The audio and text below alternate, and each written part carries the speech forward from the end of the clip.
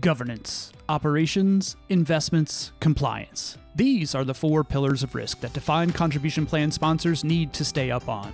Every quarter, we're going to be giving you the scoop, the skinny, the lowdown on all the latest developments in the field, everything you need to know to stay current and informed. We're going to be talking regulatory issues, best practices, investment strategies, all of it, about what it all means and, more important, what it means to you. So put on your swimsuit. We're going to be doing some deep dives. Welcome to the Retirement Plans Insider from Siegel. Hi, my name is Rick Reed, and I'm the Defined Contribution Practice Director at Siegel. Today, our topic of discussion is about the importance of plan governance and meeting the necessary fiduciary standards when sponsoring a defined contribution plan for your employees, such as a 401k or a 403b plan. Today, Jared Wilson is joining me for this discussion. Jared is the Vice President and a Consulting Actuary in Siegel's New York office with over 24 years of consulting experience. He has specialized expertise in a wide range of employee benefit services for both defined benefit and defined contribution plans, including non-discrimination testing, plan design, actuarial analysis, and funding and de-risking strategies. Hi, Jared. How are you doing today? Thanks for joining us. Hi, Rick. Thanks for inviting me to join today's discussion. Sure. I guess to kick things off, would you please share with us and the audience an overview of the general DC marketplace and why governance is so important for DC's plan sponsors? Sure. I think that really the biggest issue today is that we've seen so many lawsuits that have been brought by participants in recent years, and it's just really highlighted why, for plan sponsors, maintaining a well-run defined contribution plan can be a significant challenge, and it requires continuous oversight to avoid some of these costly mistakes that we've seen. And it's imperative for plan fiduciaries and trustees to regularly review fiduciary best practices and ensure that proper plan governance and oversight is in place. Okay.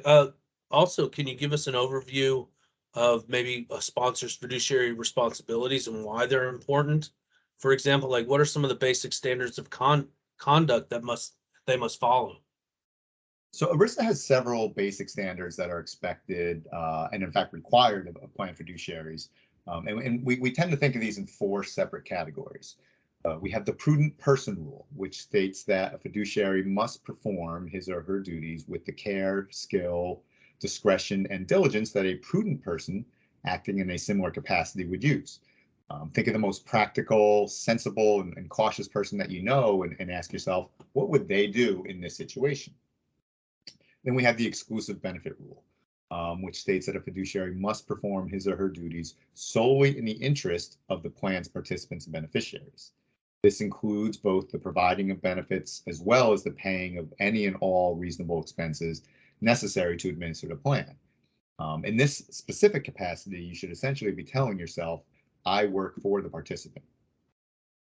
The investment diversification rule is another rule that fiduciaries must follow, and this ensures that the plan's investment menu provides a variety of options to participants, with a key goal of reducing the risk of significant investment losses. Each investment option under the plan must be considered prudent, and this was a large factor in the recent case of Hughes versus Northwestern.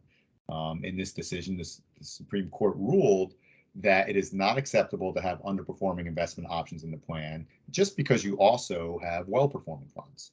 Having a prudent option does not mean you can continue to also have imprudent options. And finally, we have the plan document rule, which simply states that the plan must be administered in accordance with the terms of the plan. And it's very important, especially for new fiduciaries, to review all plan-related documents and ensure that the terms of the plan are both clearly understood and that any gray areas are carefully reviewed with plan counsel. We've seen far too many examples of plan sponsors administering a plan in a way that does not exactly align with the provisions of the plan. Examples include using incorrect definitions of compensation or not properly administrating required minimum distribution payments. In many instances, these operational defects can be self-corrected with minimal fees, but for other higher-end errors, there could be filings with the Department of Labor and additional penalties and fees that would apply. Okay, well, that sure makes a lot of sense. So you've outlined, the rules or the standards of conduct for a fiduciary. How does someone actually become a fiduciary?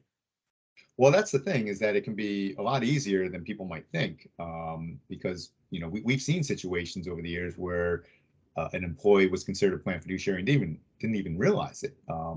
People tend to think of a fiduciary. A common example of a fiduciary, I guess I would say, is somebody that provides investment advice for a fee, and that's certainly one example. But in reality, any person that has any type of discretionary authority, control, or responsibility over the management and administration of a plan is considered a fiduciary. Basically, if you are acting like a fiduciary, you are a fiduciary. There does not necessarily need to be a formal resolution in place that names you as a fiduciary. If you act like a fiduciary, you are a fiduciary.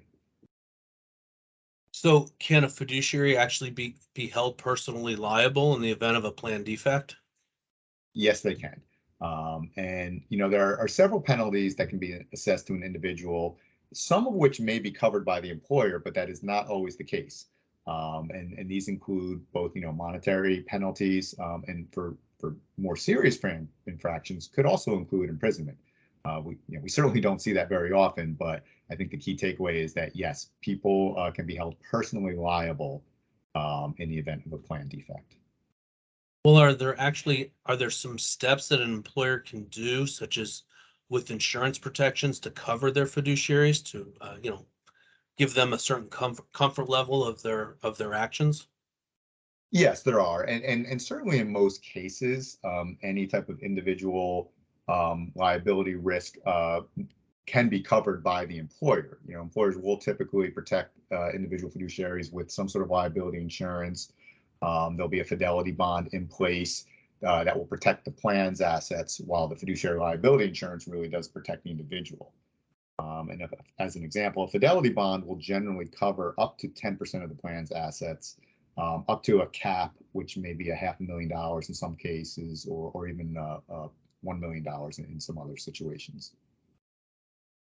So Jared, one of the areas of your specialization that we've talked about in the past is risk consulting.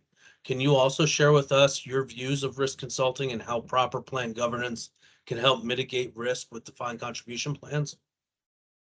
Sure. There are several components of risk, both financial risk, operational risk. All these types of risks are in play when it comes to sponsoring a defined contribution plan. For this reason, it's vital for a plan sponsor to implement a sound fiduciary governance framework, which will help ensure that the plan maintains best practices and complies with required legislation and regulations, and passes all required compliance testing. So the key is to balance the inherent risks that come with administering a plan while also meeting the company's goal of attracting and retaining talent with a meaningful retirement benefit. Too many times we see plan sponsors encounter unintended consequences from their decisions, which could be avoided with a sound framework in place. For example, a plan may be amended for a specific business reason. Let's say, as an example, to remove a division of employees from receiving an employer contribution. And while the business criteria for this decision may be sound, plan sponsors may not realize that such a change could put the plan at risk of failing certain compliance testing. And these tests are required to be satisfied in order to maintain your tax qualified status. So how can clients implement the necessary governance that you're talking about into their existing oversight responsibilities? So first and foremost, we recommend strongly establishing a plan committee, and with such committee having regularly scheduled meetings throughout the year. We typically recommend quarterly, but at a minimum, we would say committees should meet at least twice a year. Each committee meeting should include a review of various fiduciary topics such as investment performance, plan administration performance, and current legislative and regulatory updates. These are staples that should be discussed at each meeting. And then also at each meeting, we would suggest a deeper review of a specific topic, let's say, at each meeting. So, one example of a typical schedule of meetings that we see is that in the first quarter of the year, in addition to the staples that we just mentioned, you might conduct annual fiduciary training to make sure all fiduciaries are up to date on what their exact responsibilities are. And then in the second quarter, maybe we double click on an annual review of the investment policy statement and ensure that the investment lineup is satisfying all of the criteria that it should be. In the third quarter, we might look at the record keeper services and see how those are being performed and maybe do some benchmarking, et cetera. And then in Q4, we would look at, for example, the fees that are currently being paid by participants, and we could do some benchmarking there as well. Look at the plan design and take a look at how the plan compares to one's peers. For all of these meetings, formal minutes should be recorded. And this not only documents the discussion, but in particular for important plan decisions that are being made, it includes a record that those decisions have been made and includes any backup materials that were presented during the meeting that supported the decision that was made by the committee. It's also very important to have a plan charter, which provides formal documentation of each committee member's responsibilities and outlines the procedures that must be followed to administer the plan. And last, but certainly not least, it's important to maintain the appropriate level of insurance coverage. And we talked about that a little bit already, but that's extremely important to protect both the participants and fiduciaries. And this includes a fidelity bond, fiduciary liability insurance, and cyber liability insurance. So Jared, when advising your clients, do you have a formula or a structure that you recommend they follow? So there's 4 key pillars of risk that all plan sponsors should address: governance, investments, operations, and compliance. The focus of today's discussion has been around plan governance. There's certainly a lot of overlap, though, amongst all of the pillars. Specifically related to plan governance, the key areas of focus are to, 1, ensure that the fiduciary standards of conduct are being followed. 2, recognize who is a plan fiduciary and what their roles are. And just as importantly, recognize what the key non-fiduciary roles are. 3, we should reinforce all of these responsibilities with proper training. And then 4, ensure that all of the above is properly documented. Documentation really cannot be overstated enough. And we would say in many situations, if an error is made, but there's proper documentation in place about the process that was followed to make a certain decision, even if that decision results in an error, the penalties are far less severe when that documentation is in place. The other pillars that we discussed, investments, operations, compliance, they'll be discussed in more detail on subsequent episodes of this podcast. But to touch on them briefly, investment oversight includes such things as reviewing your investment policy statement and making sure that the investment lineup is continuously monitored. Operations oversight includes the implementation of plan procedures and documentation around such things as choosing service providers and the ongoing monitoring of said providers. And then compliance oversight is ensuring that the plan document procedures are being followed properly, that you're conducting plan audits on a regular basis, and that any plan errors that do arise are corrected in a timely manner. So overall, I mean, there's a lot of information and expectations for fiduciary responsibilities. And you've mentioned a lot of them here today. Are you able to maybe identify some particular focal points that you think sponsors should focus on now for the rest of this year and into 2023?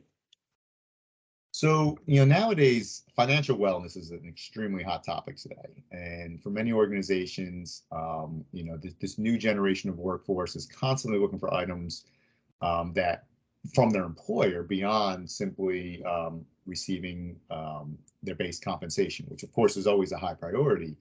But the overall financial wellness is extremely important, and defined contribution plans can be a good tool for many of the financial issues that today's workforce is currently facing.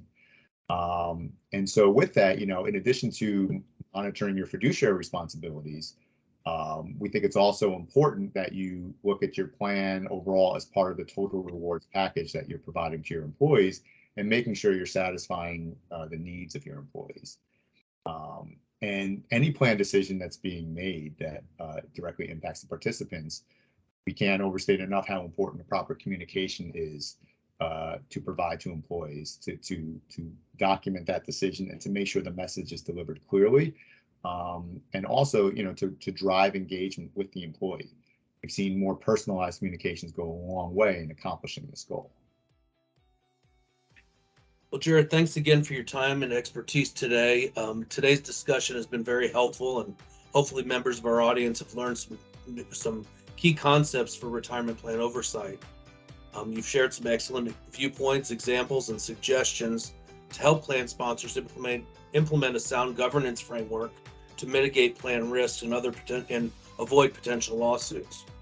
So our next podcast in this DC series will be about designing the optimal investment menu for plan participants, while of course still leveraging the information you shared with us today about following proper fiduciary conduct. Thanks again for joining me today, and I hope you have a great day. Thanks, Rick. Thanks for having me, and same to you. Look forward to speaking with you soon.